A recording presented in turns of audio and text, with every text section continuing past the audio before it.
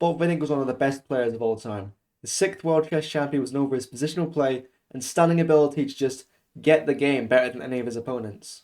In fact, in this game of Monte Carlo, he was aged 56 and still managed to absolutely destroy his opponent with a tactical sequence that you're just going to have to see to believe. So here we go, Botvinnik opens with c4, one of his favourite openings. In fact, we don't see the Botvinnik system with e4. c4, e4, a very interesting approach. We just see e5 and knight c3. This is the classic, looking for a two knights English or something similar to that. Knight to f6, g3, d5, and the reverse dragon is on the board. It's like a Sicilian dragon with black, except the colour is reversed. So of course captures back with a knight, and then bishop to g5 with a little bit of pressure on this knight. So black just defends, knight f3, knight c6. Everyone just developing pretty normally. Castles, and then knight back to b6 of his own volition. This is to avoid any sort of tricks with capturing the pawn, over defending the knight, or even knight getting kicked away with a move like e4. So we see d3, bishop to e7, black prepares castling, very simple stuff. a3 and a5. Black decides to grab some space on the queen side, some good play here from Portish. Bishop to e3 by Botvinnik. Obviously, seems like an unusual square, but when you have the bishop fianchettoed on the king side, it doesn't really matter that you're blocking this e2 pawn. It doesn't need to move, so it's a quite good square for the bishop. It has good scope, sees the lines, and maybe it gets involved in an attack soon enough. So we see castles, knight a4 by Botvinnik, and then captures. So you think, why do that? You just move the piece from no reason to the edge of the board where it got captured. But now his queen is developed, and black's position hasn't been benefited in any meaningful way. That's pretty much it. So we see bishop to d5, pinning the knight, threatening to trade white's strong bishop. If this bishop gets traded, his kingside structure could be a little bit weak. But Botvinnik, it's not causing any problems right now. He's going to be extremely principled, get a rook to the open file, and just the f rook, because he might want an a rook on this file. He doesn't know where this rook is going to be yet. So rook e8 by his opponent, and then rook c2. We see the idea. He just wants to double his rooks.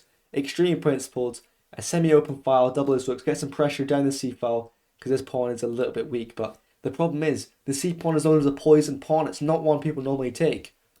So bishop f8, rook c1, of course, getting the bishop out of the way of the rooks. The rook maybe going to push e4 soon enough, or prepare that move a little bit more. As opponent just plays the move knight to b8, because of course this is a poison pawn. No one ever takes it, and this knight had no prospects on the c6 square. Didn't have anywhere really to go forwards. Couldn't go there, and rotating it through e7 looks quite clunky because g6 isn't like a particularly enticing square either. So of course his opponent just gets that knight back to its starting square just to give it some better prospects in the future. But it was actually a grave mistake. This move loses the game on the spot. Rook takes c7. And now the reason everyone thought this pawn was poisoned because black wins a lot of time on the white queen. And then he tried to evacuate this rook after winning this pawn.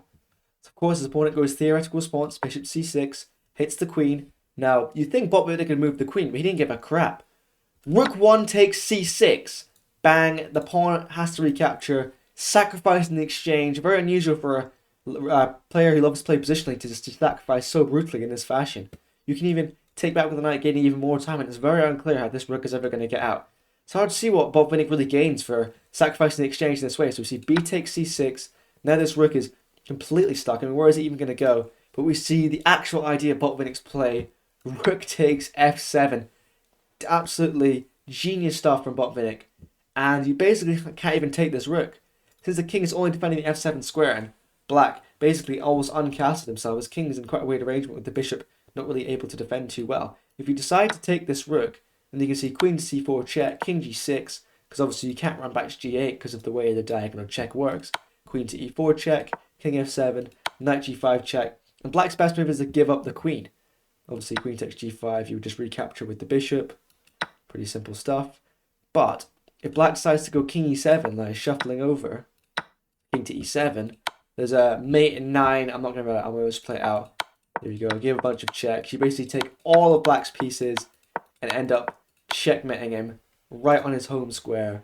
Because so basically it's very hard to take this way. You'd have to give up your queen in a very uncomfortable situation or just get checkmated. So Botvinnik's opponent sees all this, decides can't take the rook, far too dangerous, just goes h6, freeing up the back rank, giving his king a little bit of breathing room. Botvinnik isn't done. He keeps attacking. He moves his rook because obviously now the sacrifice doesn't work as well with his h7 squares. He just goes rook to b7, getting the rook out of there. The rook is now free to move out of the way. And as we can see, all of Botvinnik's pieces are just ready to jump into the attack. So queen to c8, touching the rook. And then we see Botvinnik checks the king on a diagonal. King slides out of the way.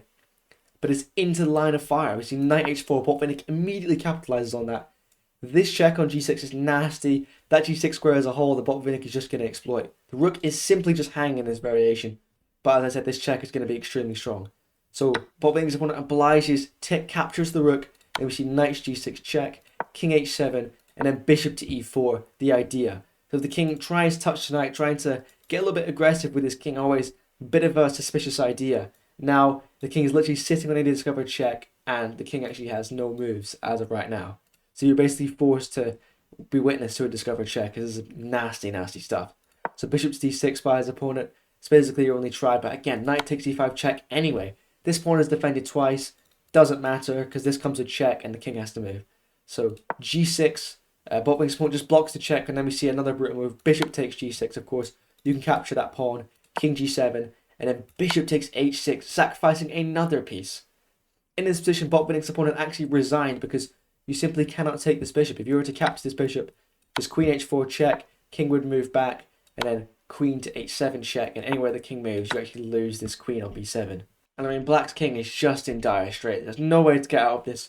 You're getting checkmated soon or losing a catastrophic amount of material. Anyways, if you enjoyed that, hopefully you can subscribe. Trying to hit 1,000 subscribers by the end of the month.